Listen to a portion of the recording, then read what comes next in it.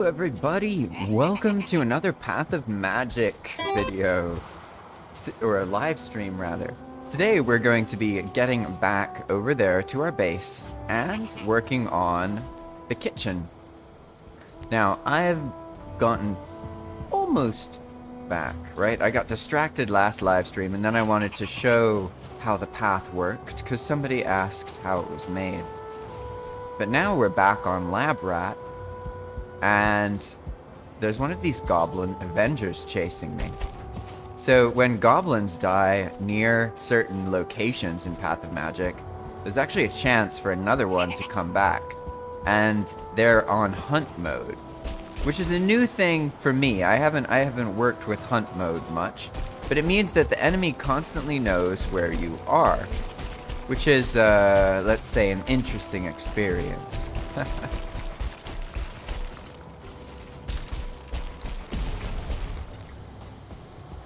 Oop. I just need to try and stay alive long enough to get back to the other side of this river over here. Maybe if I'm lucky, I'll find something to distract this goblin. It's not the end of the world if I die, to be honest, because there's a spawn set right up here. And it might actually make things easier because I did not get a rested bonus. But that's alright. I'm making a delivery of food. I figured I have to get back anyway, so I may as well take some stuff that I need. And I'd used up all of the food so far. Ooh, there's our boat. Maybe our boat can save me. I think I can get to the ladder, and maybe that'll help survive this goblin. I should probably fight him actually before I get some worse luck with the death skeeter around here.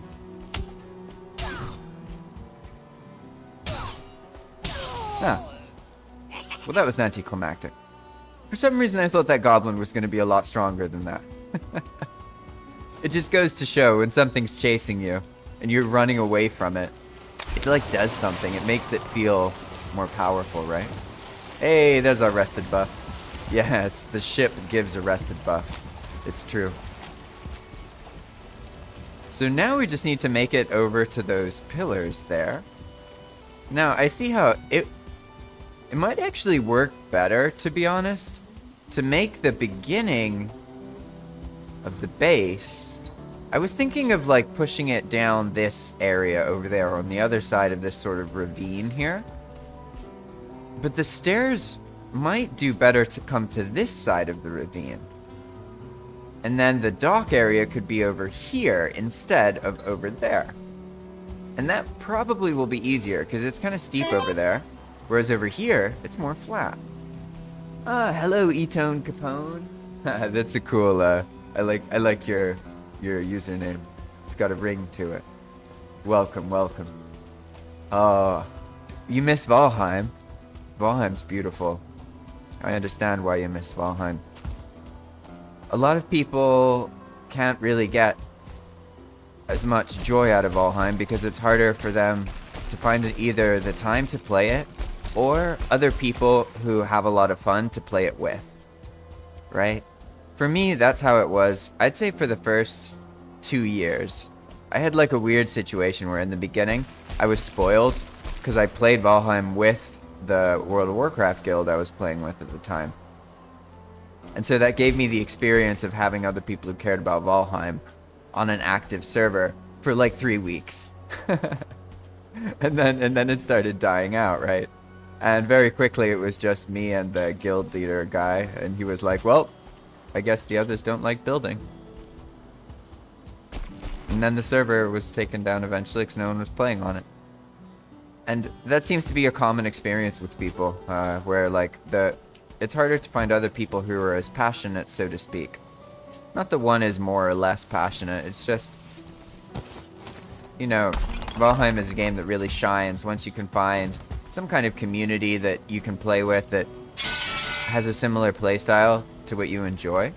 You know what I mean? And it's not like everybody has to have the same playstyles. I view it sort of like as locks and keys, right? Like, for as many players there are, well, how do I phrase this? For as many players there are that make cool foods and stuff, there needs to also be players willing to consume different foods to make those foods feel worth making to the player who likes to help others prepare things. But this isn't always the case, because some players don't like making the food, and then they make it resentfully, and they don't want to make food for everybody else, but no one else will do it. So it really depends on the people. But in my head, each person is sort of like, some players are like locks, other players are like keys to each other. And different play styles help each other out. So it's not like they all have to be the same. They really don't. But I've certainly found that there's some recurring themes, right? But for now, I don't want to get too distracted because I'm back in the base. And essentially what happened is I suffocated in a fire on my bed. And then a ghost spawned, and I didn't pay attention, and the ghost was down here for a while destroying stuff. And I thought he was somewhere else destroying stuff, so really I deserved it. And basically he destroyed the bed. And I don't know where the ghost went, because I don't remember killing him, but he doesn't seem to be here anymore. So that's the thing. But I got the rest of my stuff back. Now what we need to do is set up a bed. Now, do I want to put a dangerous bed back in the same spot? I think so. For now, it's alright. I'm not going to learn my lesson. I'm just going to not use this fire. Because this fire being here, that's what led to me suffocating in that bed. Oh, this is a kiln?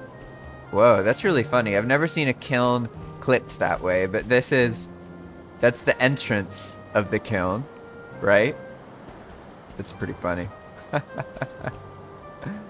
So Atone Capone says, yeah, I used to play this with a friend, but we stopped because of other games coming out. No way, ghost in your pad. Oh, there's a lot of like miscellaneous random things that happen in Path of Magic. So this doesn't happen in the meadows because of problems encountered. But pretty much after the player dies, there is a 1 in 2 chance that 10 minutes later or so, a ghost will show up with the name of the player. So it'll say like Ghost of Path of Magic, or sorry, Ghost of Lab Rat, or Ghost of whatever the player's name was. And this is purely because the server says, like, it blames monsters when you die. So if you die, it'll say, oh, Lab Rat died in the plains. There was a ghost nearby, and it'll say the ghost's name. So I purely, this was set up so that I could see the server say, Lab Rat was killed by the ghost of Lab Rat at some point. That's basically how this works. I don't always work very logically, but if you understand the logic of just feeling and inspired about things and then just going with it, even if it doesn't make a lot of sense, then I may make a lot of sense to you. But if you don't understand that, I might be very confusing. That's certainly possible. Looks like our little blacksmith guy is doing well. So I want to actually go back out here because I was surprised that the silhouette for this place, it looks kind of cool considering how little building has been done here so far. So this, I was debating earlier, and I think instead of like a squarish castle look for these turret things, I'm gonna incorporate what we worked on in the previous stream and make a more sort of octagonal or circular themed turret look. So in the previous stream we made this interior design here with it's like a combination of grafton, stone, and ashwood. And then also out here is pretty much the same thing, just slightly different. So now whenever I make anything walled in this base area, I'm gonna do it something like this.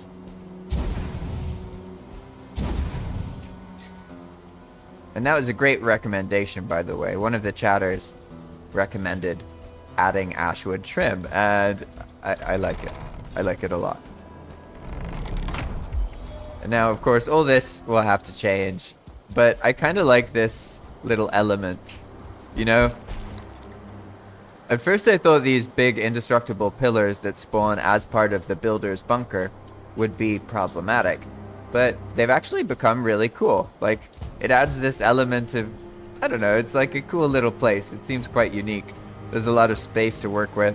You can dig tunnels. I like it. Now, what I clearly need to do is a couple things.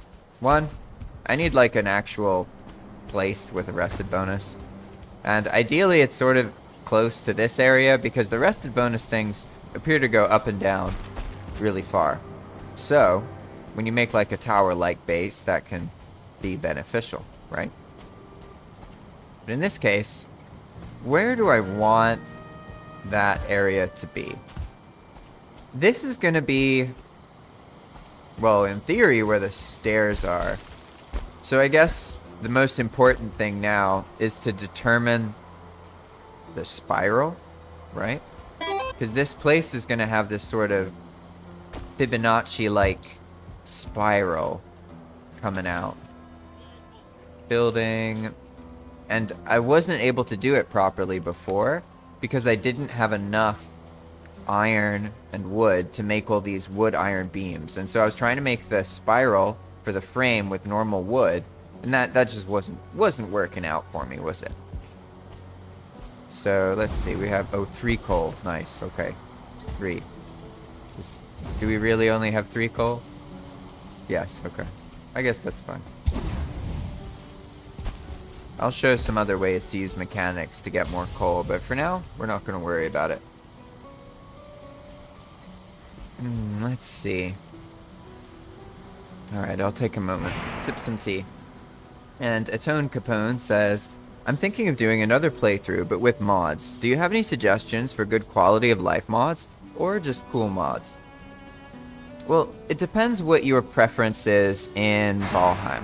Like, could you tell me a bit more about your favorite stuff to do? Or what you want to try more of? Because honestly, there's so many ways I could answer that question, and it would change depending on if you want to do something where you build more things, or you want to do something that adds some kind of different biome so that you can explore and feel like something's new. There's lots of different things that one can get out of a modded Valheim experience in particular.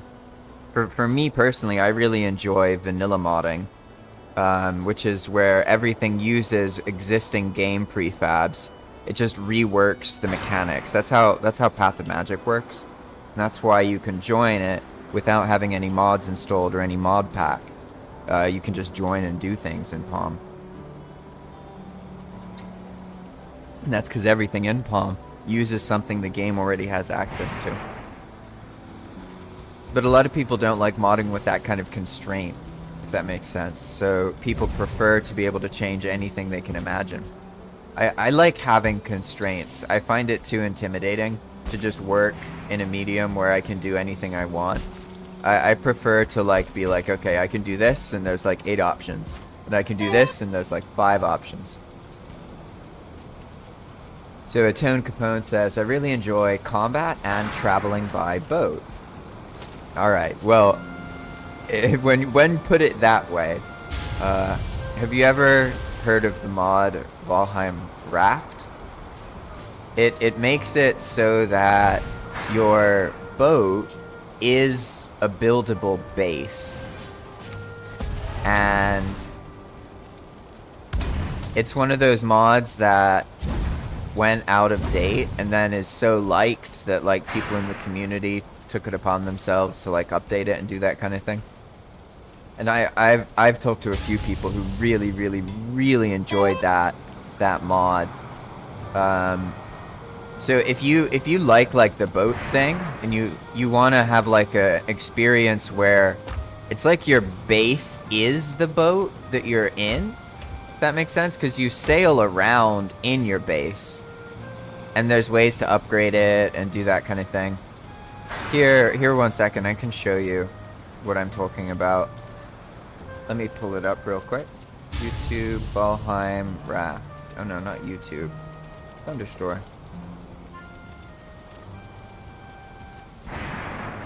Yeah, Valheim Wrapped is really cool. Let's see. Yeah, here we are. And check it out. Updated a week ago. Yeah, and like I know that some people are concerned about the Valheim experience being changed too much with mods, and what I can tell you, as Atone just referenced, is don't try a whole lot of mods at once at the same time. That's gonna cause a bad experience, a breaking experience, much more often. Instead, identify things you like about the game, or maybe if it's easier, things you really don't like, and then just pick one thing that changes that, and that's usually enough to spice up the experience. It's not really worth trying to do this mod and that mod and that mod and these mods, aside from quality of life stuff. So personally, this is what I'll recommend to you.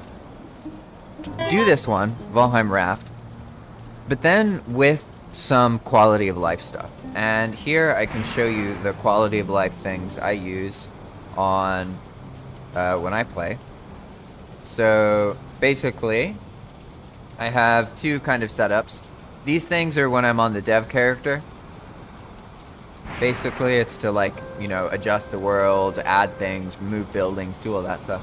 But then when I'm actually playing, I use As You Crafty boxes, Gamma Mod, which this makes it so that at nighttime you can see more easily. I like it a lot. I used to be kind of a bit judgmental about doing it, but after making YouTube content, like, the reality is, like, people just want to be able to see stuff, and not being able to see anything at night is genuinely frustrating when you feel like you're just looking at a black screen. And it's supposed to act as a punishment to stop you from being out there at night. But I find that the game's just more enjoyable if it's just brighter. So that's one of the reasons I just ignore the night. I like playing in the increased danger in these things. So for me, the darkness was inhibiting my ability to play Valheim in the way that I wanted to, which was just like, regardless of whether it was night or day, stay outside and adventure and die. And then equipment and quick slots. This is really important on Path of Magic in particular, because Path of Magic has the world modifier that, like, tries to eliminate skill and death penalty as much as possible. So on Palm, you don't lose any levels when you die, but you do lose what's it called? You lose the experience for the current level, which isn't as bad, and that's the only reason that my character has any kind of skill above 30. So I have like a level 60 skill. This is the new territory for me. I normally die so much in normal Valheim that my stats can't get past 20 or 30. They just can't. But now, because I don't lose all my stuff when I die, I actually have the same stats. It's like I actually have a progression of skills or something. But so that's this equipment slots thing here. And when you have the world modifier set to not losing your equipment, you also keep these quick slots here. And this is really useful because the player can decide, okay, do I want to have like food available whenever I die? Then you can keep these here. Or if you just want to have certain gear, there's ways that you can, like, put items that you were trying to get, and you can just do it that way. Like, technically there's ways to fidge things a little bit with these three slots, but I find that it helps kind of cut into the difficulty that's inherent in no map, no portal mode, and helps make it more accessible to people. Because I know that the server itself has a lot of things that are challenging and very hard compared to normal Valheim, but that's in the interests of long-term immersion. It's not to, like, make it really hard, if that makes sense. It's because by making the world harder, I and the community have more mechanisms we can give to the player to make things easier. Whereas when you have an easy world, the mechanisms don't matter as much because the world isn't that challenging. So the player doesn't need relief from it. So you basically need to make the world harder to make a lot of negative space that you then use mechanisms in Palm or mechanisms in your development to grant abilities that allow the player to deal with that. Make sense? So that's why, at the end of the day, I value like no map, no portal, very hard combat. It's not to make it a hard version of the game. It's to start with a harder version, so then I can work it down by offering players mechanics to make it more approachable, right? And that's the same notion with the path itself. The other ones, I like first-person mode, and yeah, as Panan said, allows you to be backstabbed by Mozzies and goblins. But there's something for me about doing dungeons. I prefer first-person mode, and I also really like it for getting screenshots and doing certain building things. So it depends what task I'm doing. In general, I play in third person, but when I'm in a dungeon, I like first person, and when I'm building something, I like first person as well. And I love being able to just go into first person, go out of it. I don't think games should be as limited. For the most part, I think players should kind of be free to do what they want with their cameras. Then we have Dungeon Splitter and better networking. These are general multiplayer convenience mods, pretty much. So Dungeon Splitter makes it so that your client won't load the dungeon until you go into it, sort of. And that means that when you're near dungeons, you won't have as much lag because your client isn't loading it prematurely, if that makes sense. And then better networking is something that has to be on both the server and the client for it to work most effectively. And it helps reduce rubber banding in particular and other kind of lag issues related to multiplayer problems in Valheim. It doesn't fix them, but it does help a lot. So if you want the best multiplayer experience, basically you should use a VPN set close to Atlanta, United States. That's going to make a difference. I don't fully understand why, but it does. It just makes it more reliable. I live in Nicaragua, and when I play with others, I bring a lot of lag. But if I go onto a VPN, it doesn't happen as much. Also, use better networking. You can just use the default settings. You don't need to mess with it too much. And Dungeon Splitter. These two mods are going to help a lot with those kind of issues. And then the last one that I recommend, at least for a server, is Chatter. This is something I just started using recently. You can see the format here. And if I want to... Oh. Let's see. If I want to, for example... let's see. How do I... I'm struggling to do UI stuff. Well, I don't know how to use it yet. But pretty much I can like say something, right? Hello! And then it shows up in this kind of format. And the nice thing here is that it makes everything lowercase. Valheim has shouts, which are in all caps, but everyone on the server can hear. So when you play on a server, it gets kind of irritating reading everything in all caps all the time. When you're playing with people, it's not as bad because people are closer to each other, so they normally just talk like in normal says, right? But that doesn't happen on a server because people want to be heard by everyone for the most part. So that's it. Those are the mods that I would recommend to you, just as like a quality of life stuff in addition to Valheim Raft. Valheim Raft is like good enough that it's worth, I'd say it's worth, if you like Valheim and you like sailing, then Raft is worth trying at some point. Just even if you just do like a playthrough and you want to just play for like 5 to 10 hours, not any big server thing, not any multiplayer commitment. It's worth trying out. It's quite interesting.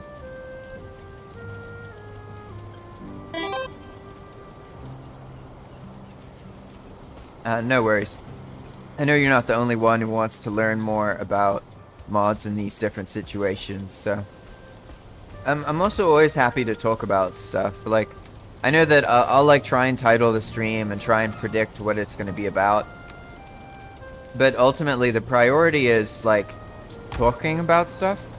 And if there's anything anyone wants to learn about or ask about, like, it doesn't... As long as it's related to Valheim or game development, I'm gonna answer. Even if, like, I'm supposed to be doing something else in the stream.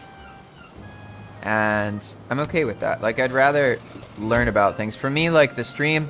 I don't need to, like, min-max the stream and make it as like, entertaining as possible. because that's more something I should do with like shorts and like other YouTube tutorials. The live streams are more about playtesting and educating. So I don't want to have to worry as much about trying to make it as approachable as possible to people. Instead, I want to be able to have fun playtesting Path of Magic, and also show people who play on the server or are interested in the server or are just interested in custom server development, right? How things kind of work, and show like the intention of certain mechanics and that kind of thing. Because for a long time I wasn't playtesting things as much, and it becomes too easy to get detached from the experience. I think it's really important to be actively playtesting, and for me, like, I feel the most inspired when I play and then I do something. I change stuff and then I play and then I do something. I need that balance, that back and forth. Without that, it's just not the same. It doesn't feel right. I get detached and confused. So for now, it's time to try and figure out where this central-ish living space will be. I'm kind of wondering, maybe it's time to actually set up the kind of central castle area, because then we can have another floor, and that's probably the best way to do it, because that would put the comfort stuff on top of everything else, and I'll need to offset a lot of this means of production. It'll have to go off to the side, and we'll make some ways to protect it and do other things. But for now, I think the most relevant thing to do would actually be to set up the spiral, or the base frame for the, what is it, the Fibonacci spiral. I seem to have deleted the previous central point. So we're gonna think about this for a little bit. Let's see. I noticed earlier, so at first I thought that the spiral was gonna go down and then go that way, right? But that would make it kind of more linear. So I see what it can do is go down here, right? But then go more towards that rock. So instead of going over there and then having to deal with all the steepness, ooh, I got lucky. Definitely didn't see that. I can make like some kind of bridge thing here, right? So maybe I had this vision of like some long grand staircase, but I'm gonna scrap that. Instead, I'm gonna imagine that this spiral ends here.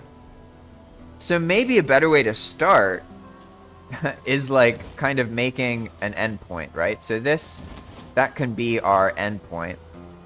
Let's see. I'll just make something simple here so I can declare it a bit more obviously. This is our end, and we want it to face that way, right? So, oh, I guess really the end should be like central to the rock, right? So that would mean it's like 1 unit over. Oh no, 1 meter over. Yeah, there we go. Let's do it like this. I think that's right. Yeah, okay. Points at the rock. Ideal. Awesome. We can see that from far away. This is going to help us kind of line things up here, because if I could like make some like temporary bed place right now, but I think it's probably better to start the kind of circular central area. And I'm not really sure how to do that with these rocks, because I like the way these look, to be honest. Like, I like the kind of vibe it has here, and especially being down in this front part. And right now it's cluttered up by things, but it doesn't need to be that way. It can be cleared up. These kilns and things don't need to be here. They can change and go somewhere else.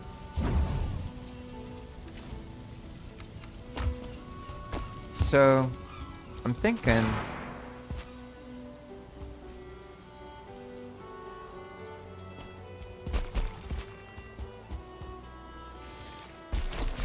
maybe this becomes like a courtyard.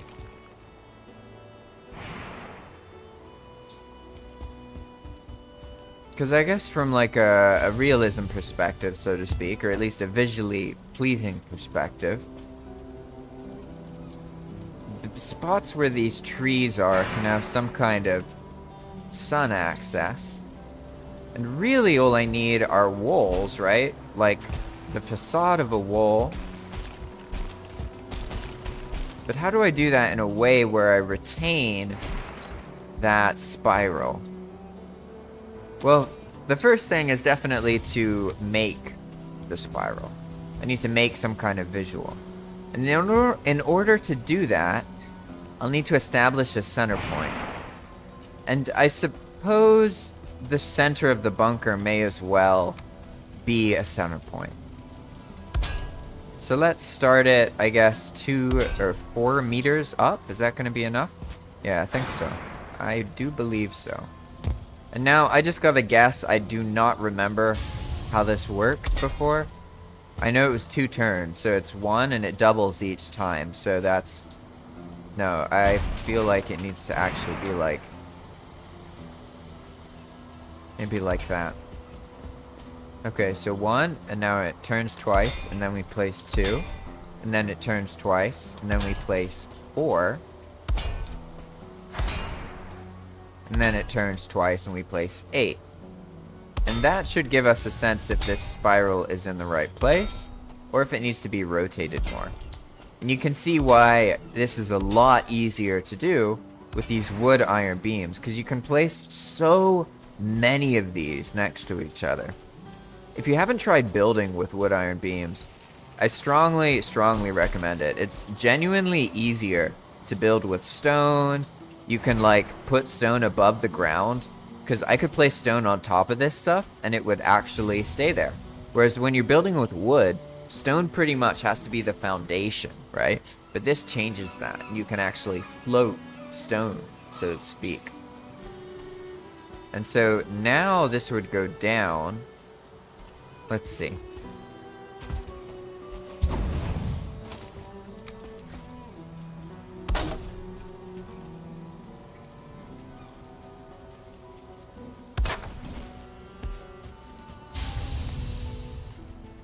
So we're gonna go for like the path to flow down this way. The facade or the external part of the castle area might not necessarily, but the path that the player travels down will, okay? So here we have 1, 2, 3, 4, 5, 6, 7, 8, right? So now I can actually just build down. And what we're gonna want is 2 rotations, right? So probably like that.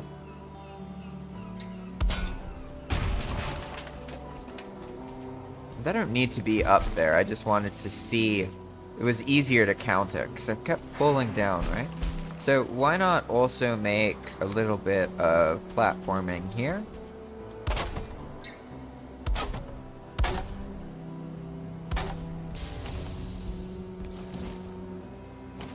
Wait, can I do it this way? Hey, see, I'm learning.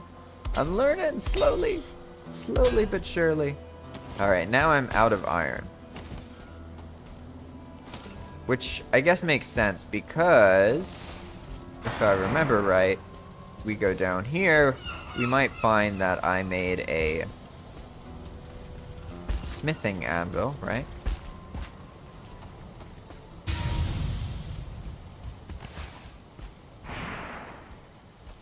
I thought, oh yeah, right here. Let's get rid of this. gonna poach the iron.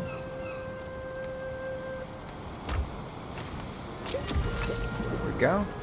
So because I'm wearing a heavy armor set, I can unequip anything, like sheath it like this, and I'll get the extra carry weight from the troll mead. This is a way to make heavy armor more useful. So one of the things I've been playtesting on this experience is ways that we can make heavy armor more manageable, right?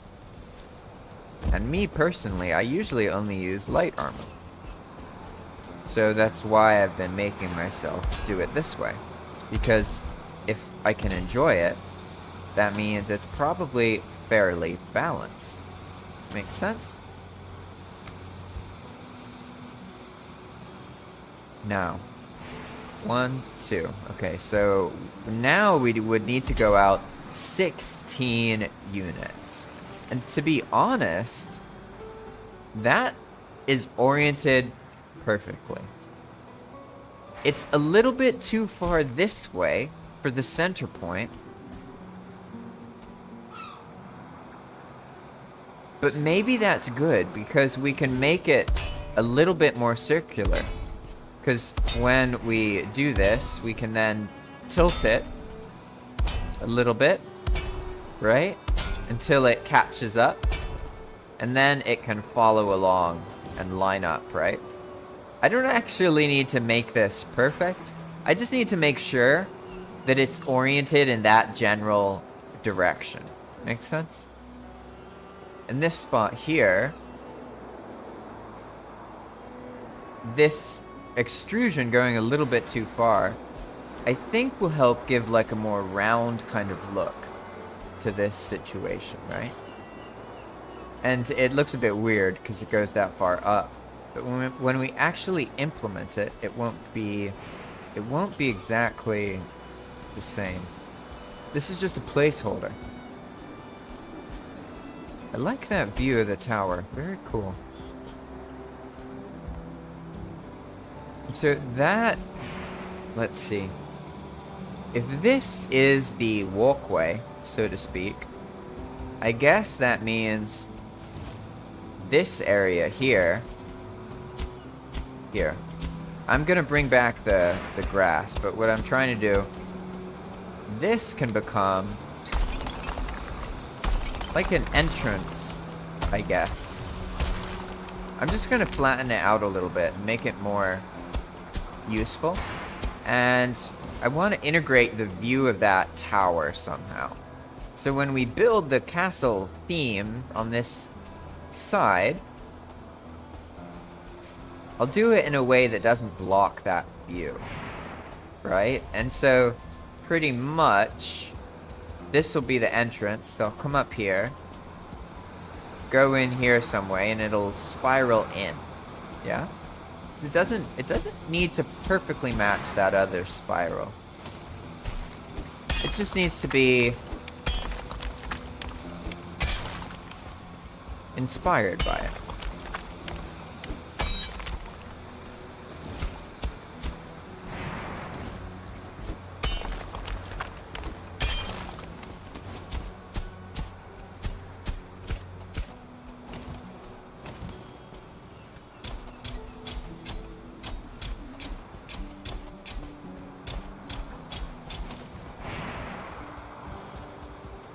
Okay, so if we enter at this point, that looks a bit more like an entrance. And then this area could be flattened down a bit. And then the kiln and all these things won't need to be here. So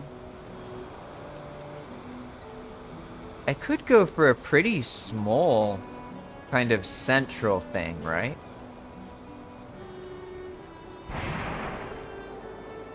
Let's see, because I kind of like the idea of making the player, instead of going through like making that the entrance, making it so the entrance is like a hallway that sort of spirals and then makes the player look at this view.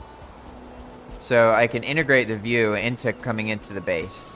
So it'll be kind of like something like that, maybe like more over here. So in that case, I'm gonna flatten more of this. I have a feeling this is obstructing the kind of flow. And by just toning it down a little bit, I'll be more easily able to figure out exactly what I want to do.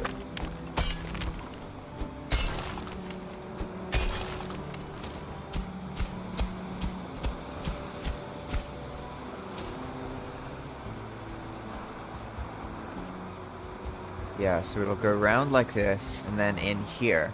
Maybe I'll get rid of this rock, or maybe this will be like the staircase up into the place, right? That might work. But for now, let's clear the rest of this, because we're really close to this pillar.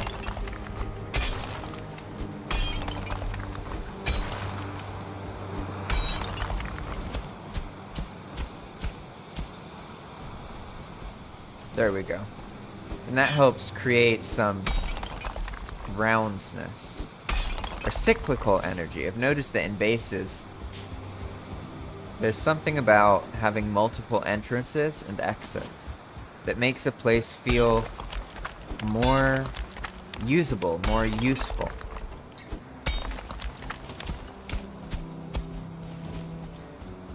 So this, I'm not sure, this I'm gonna keep here. But this part, there'll probably be some kind of facade here, like a wall that goes from here to here. That's kind of external. And then this will be the central kind of circular thing. So I have the center of the bunker. Now I guess what I should figure out is the entrance to the actual kind of tower room, right? And instead of deleting these, I will need to remove one vegetation down there, but I'm gonna try and integrate them into the build, because it'll also give the stone some more structure. So if this is like walls, that's the view, that goes to the front, this can be the entrance. So let's make sure I center things properly. And we have our center posts there, right? So let's build this out here and just put some really basic stairs down and see how that flows, right? So I'll make this symmetrical in a moment. These are, call them placeholders. Oops. So here, for example, this would be too much. It would need to go back further, right? There's probably room for one unit or two. It could be a stair further, basically. Let's see if the rocks allow for that.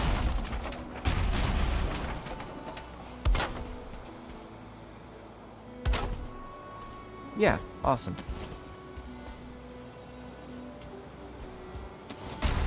And I think if these work, then the other stairs will definitely work. And here we can meet the rest probably just by raising the terrain a bit.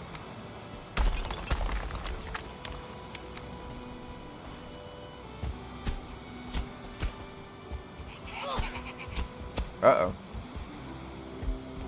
Oh, hello, Mr. Two-Star. Welcome, welcome.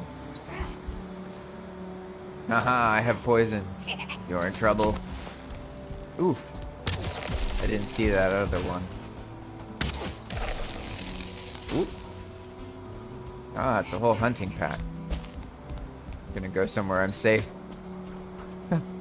I don't think they'll follow me all the way over here. I hope not.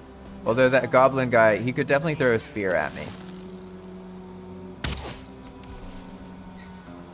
Probably not before he dies of poison, though.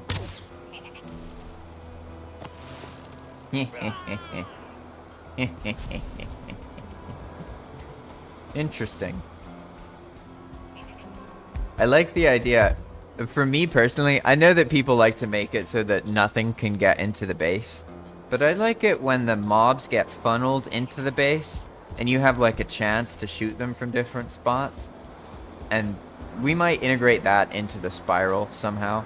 But for now, we're just gonna keep going with this central area. We've identified the central point, right? And I guess I should be smart. Assume I'm gonna get some attention here. And oh, I had never claimed my spawn. Oof, those goblins. They had my best intentions at heart.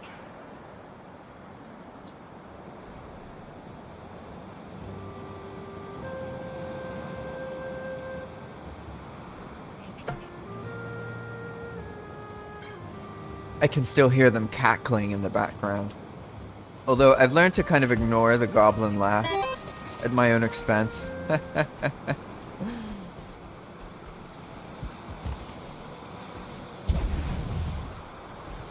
Alright.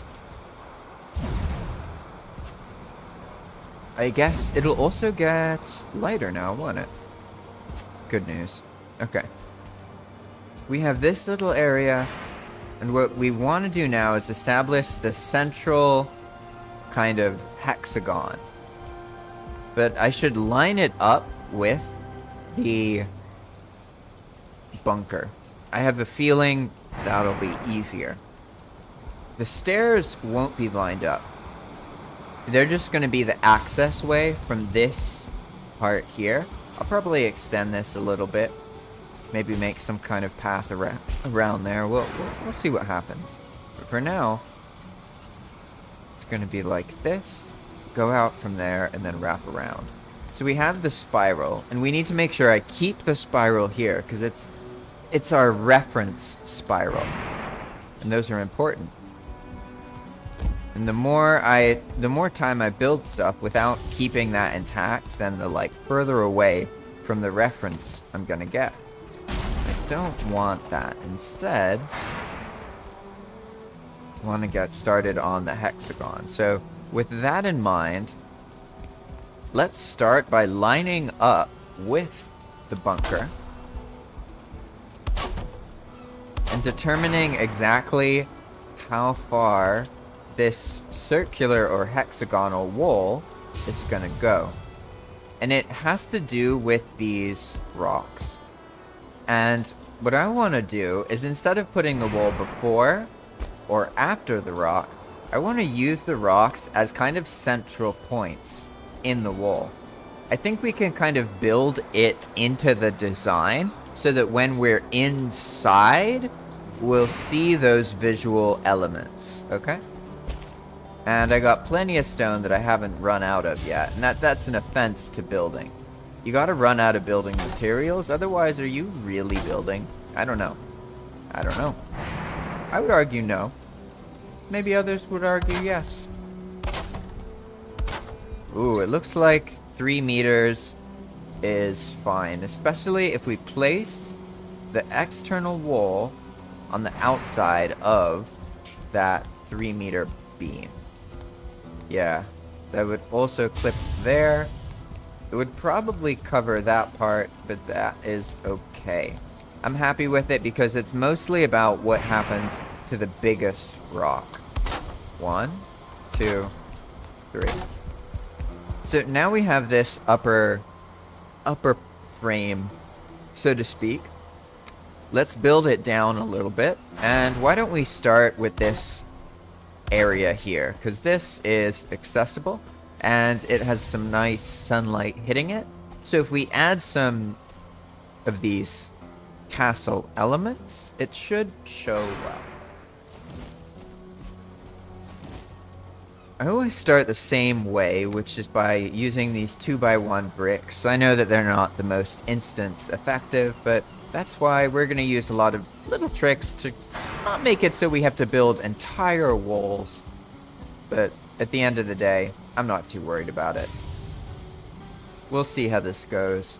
Hopefully it doesn't become a laggy mess. But I did space things apart, so all of the goblin camps are at least, I think, 4 zones away from here, so they don't load. I'm not sure though. We'll see how it actually goes, because it's all theoretical, right?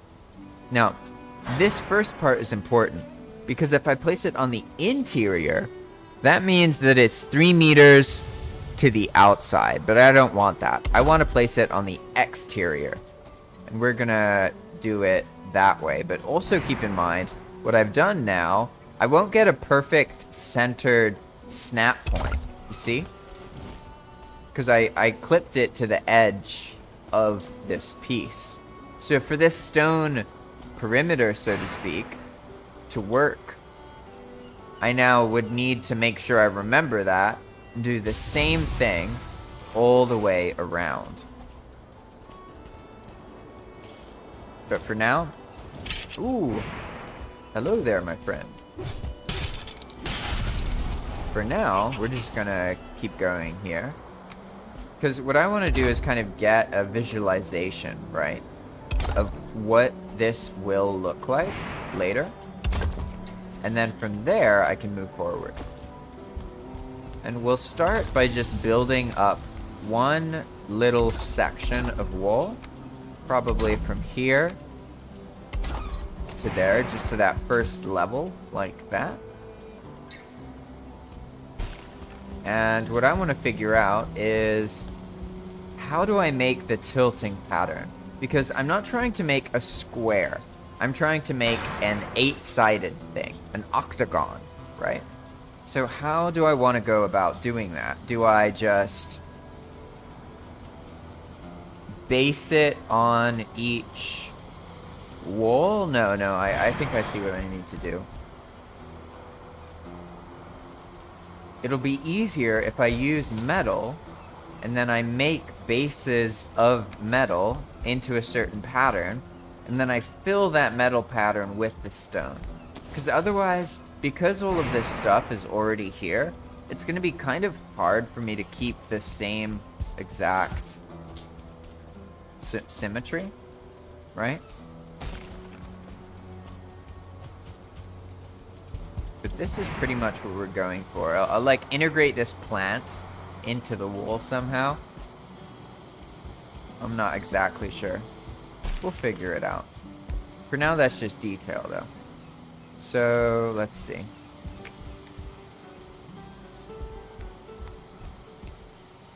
I guess a good starting point is to lay a couple of these wood iron beams down. And I see something I can do. I can save on some iron by keeping the spiral intact, but removing one part of it. So this part here can get support from the ground, right? That's just to be safe. I'm gonna give it a little bit more support. There we go. So I can basically delete all this other stuff to get the iron back, right? But I'm just gonna let it do its thing here. I deleted both ends. It should slowly fall apart. That'll allow me to have more iron so I can use it in this part without losing the important bits of the reference spiral. So we're gonna go from here.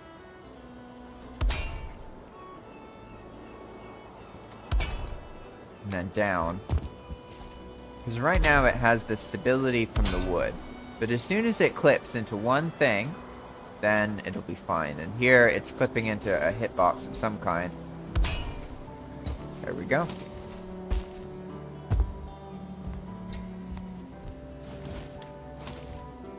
Okay. So this is where we need to figure out how the octagon, so to speak, is going to form. Let's assume that each side is 4 meters. That means 2 of these. Ooh, I got lucky. Oh, it's the lantern. That's right. I'll have to show off that mechanic at some point. So if each of these is 2 meters, does that mean that the best thing for me to do is have like a central one as well? 3 of them and then 2. 2. Ah, I see. Okay. So we have to do some clipping to make this size work. And that's okay. Because it's really just for this external wall, and the wall doesn't even need to be in every place. The thing is, I just need to get this pattern right with the frames in the beginning, and then it'll be easier to fill it up, right? So I'd say that's a good starting spot. Making these sort of T shapes. I think it works. And as for the edge piece, how are we going to handle that? Well, let's make an example right here. And then we'll see exactly how to handle it. I can go loot the wood and iron from earlier.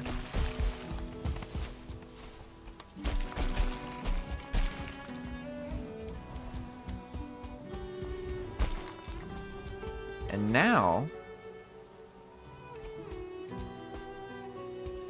I should be able to build just a little bit more frame. And we don't really need all of these frame pieces.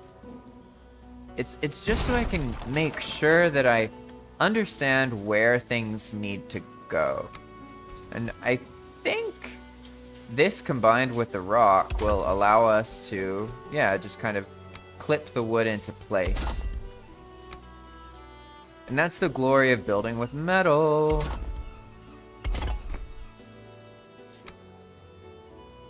Ah, I see. So instead of using these 1x1 pieces, the 1x1s will go there, right? So it looks like I'll start by having the facade of the wall established, right? Like here, for example. Let's act like the rest of the frame is in place. It would be visually easier to fill it up if I don't do the corners until afterwards. The thing is, I just have to figure out what do I do for the pattern? I guess it doesn't matter. I can just keep it simple. So let's make this part here. Ah, yes, I'm doing it again. This? Yeah, I don't need the UI. Yeah. It's my favorite building tip I've ever heard. Although I have taken a long time to learn how to implement it. But hey, bear with me. Okay. So basically, we would end up with a situation something like this. We have all of the things filled out. So then we would fill the corners. And to fill the corners, they're going to clip into each other, right? So let's see how that looks. With those pieces, I mean, that looks quite good, I would say.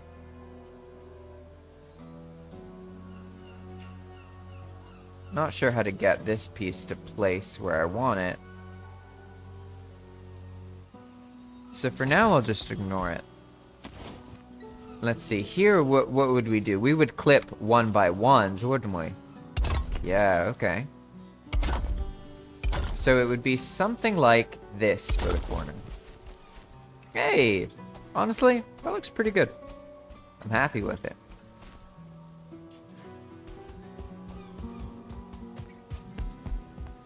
Hey, that's pretty cool. Okay, so all I really need are these T things. That's good to know. And now that I've done that, I guess I don't need them anymore, right? So I can... I actually don't have that much iron, so I have to go kill more goblins and make a more appropriate smelting area. But for now, I'm just gonna reuse resources. Because really, I just need to frame things up, right? So now we know that all I have to do is make that same frame externally to create the center point that will then work around as we add other turrets and castle elements. We're going to make the illusion that this whole hill is a castle, but really it's just some strategically placed walls on top of a hill with a tower in the center, so to speak. That's the idea.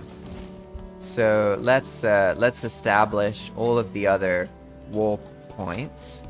I don't actually need to use the wood iron beams all the way around. I only need that wall part to be made with them. So let's keep that in mind here. And isn't that cool? We're gonna end up with like an accidentally centered staircase. Very cool.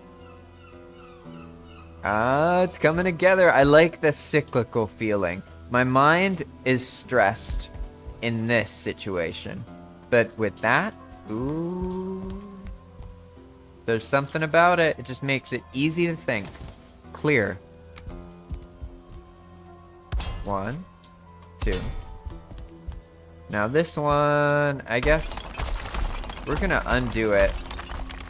Now that one could have been right, but I'm not too worried about it. I'm just gonna make this the same on all sides, and then we can adjust it as we need to later on.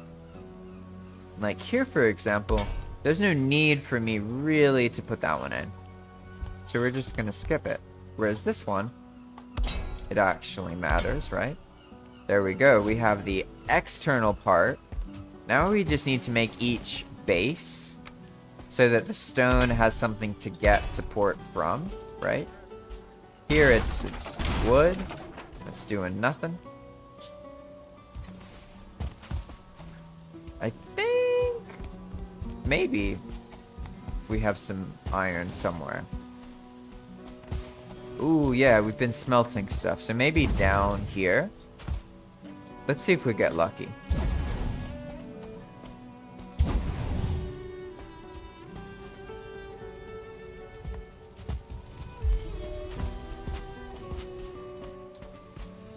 There should be some metal on the floor. Hey, what do we have?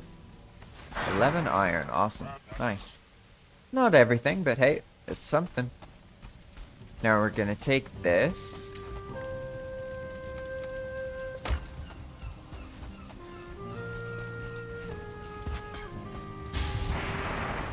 And then this will establish, there we go. You see, we're getting these castle elements. And once we get this central point in, I have a feeling this base will be a lot easier to work with.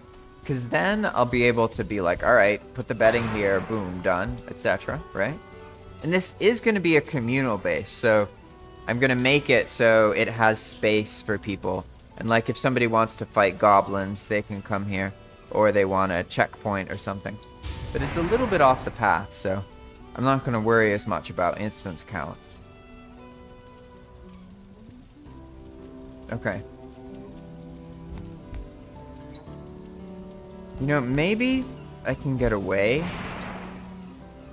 No, it'll probably be harder to place the stone if I don't have these bases going down. So I probably do need to put them in. Okay. I guess I'll just be frugal. That one's fine. Now this one, that doesn't need any.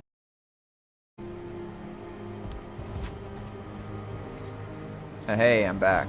Sort of. The internet is cutting out and it is currently 5:40. So it managed to start cutting out about 20 minutes early today. But I think I'm back now, so it should be okay. Alright.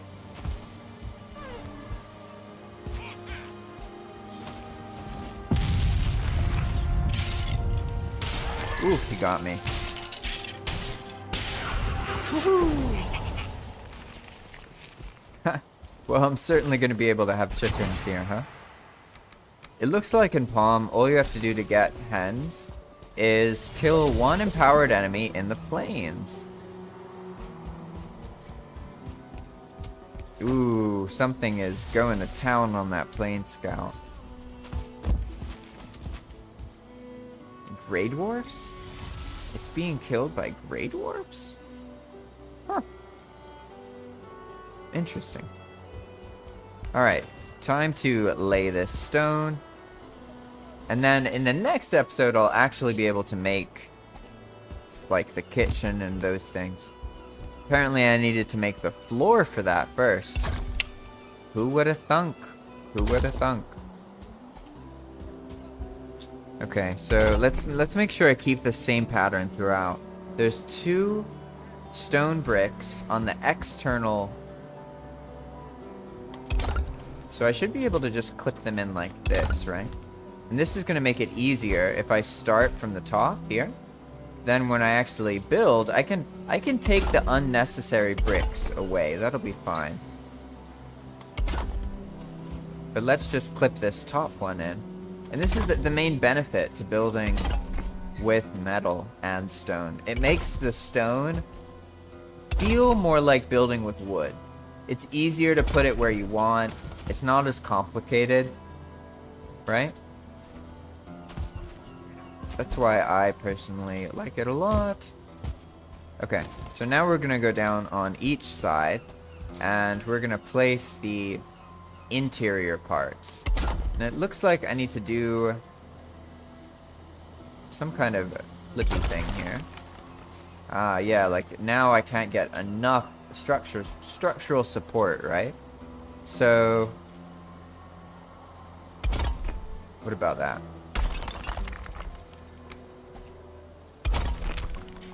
No, I have to go from up down. Okay. So that means this will be a 2, then 1. Oh no, this would be 2 actually. It would go like that, right? Yeah, 2, center, 2. Ah, okay, easy. So that goes there.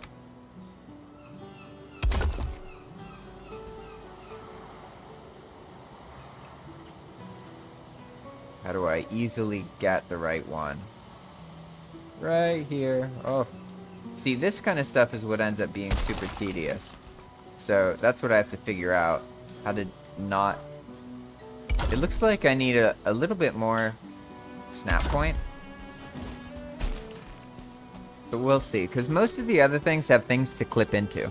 So they'll probably be easier to place, right?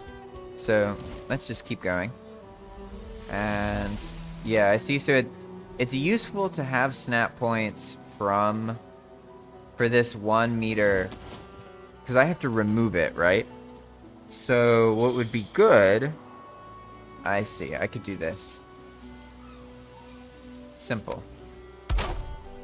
Just like that. We'll just make a very simple little frame like that I can take away afterwards. And that should be all that we need to do.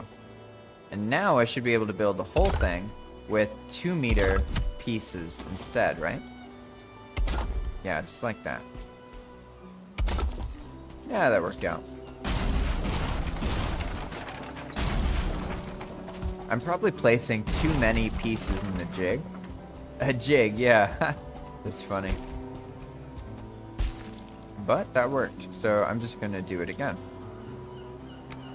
Let's see, it looks like mostly it's this first part, and then we need another one under it. And is that enough? Let's see. We place this, and then we get another snap point, right? Ah, but we don't need that. Okay, I see. No, I get it. It's like this. It's 1 over and then 2 down. That's the minimum. I think that's what we need to do. And then I can putz around with it, right? And make this work here. We can clip off this and place it there. Hooray! Alright. So now I know how to make my jig, and it's actually only 2 pieces. But I probably don't even need it anymore. Because these are all more kind of clipped into things, right? And that has like a long way down. So it's probably going to be like some kind of archway. Yeah.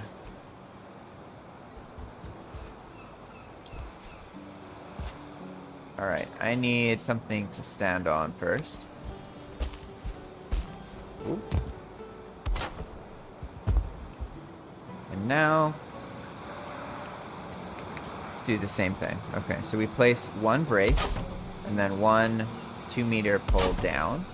And then we use the existing snap points to keep going, right? So it would be like this, and then this one, like that. Hey! Okay, cool. Now we do it again over here. Just have to make sure I don't fall into anything. Sorry, this place is a little cluttered, but it will come together. The least organized part of this place is probably already done. And so now it'll get easier to work with moving forward.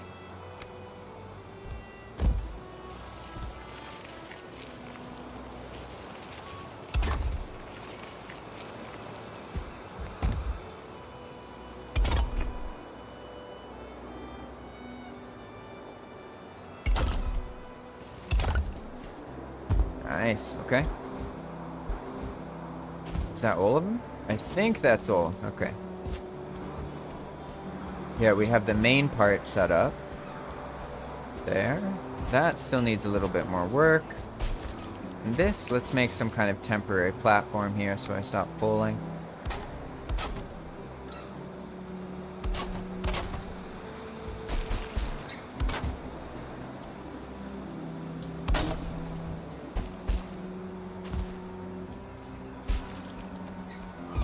Hey, nice. Okay.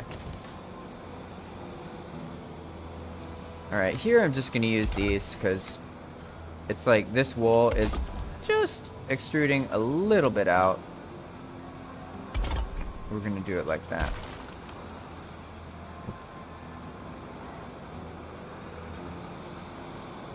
And now I guess I can go around and fill in all of these corners, right? And that's probably a good place to drop it.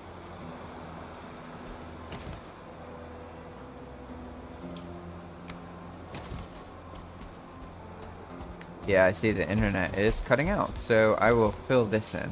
Ooh, this looks very satisfying. That's probably a good point. Okay.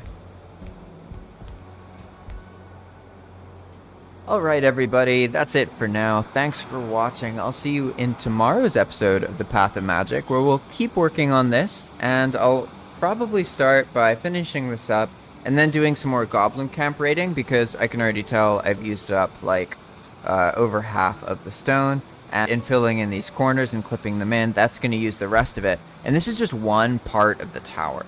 So if you're interested in supporting my work, you can support me on Patreon, or you could get your own dedicated Valheim server and do all of this crazy EWP stuff that you see me doing, but do it in the way you actually want instead of my weird obstructed views. So if you want to do that, I've got loads of tutorials all about that process that you can check out. And alternatively, you could just watch Valheim content and like it in general. Any kind of Valheim content you enjoy, just do that. You're supporting the community by doing so. Especially if you're talking to people about things you like to do in the game. I think a lot of people just don't really realize what's possible with Valheim, and eventually they will. You know, maybe. But for now, I'm having a lot of fun, and I think it's really cool how much we can change things and adjust them based on the way we want to play the game. As you've seen, I've been able to make a more kind of Dark Souls-y building version of Valheim, and just by taking Valheim and adjusting it and playing it and having fun. That's what I like to do, and other people can do the same thing and make kind of a different version of Valheim that's more like a different kind of game that feels more the way they want it to, right? And that's it for now, everybody. Thanks for watching, and I'll see you tomorrow.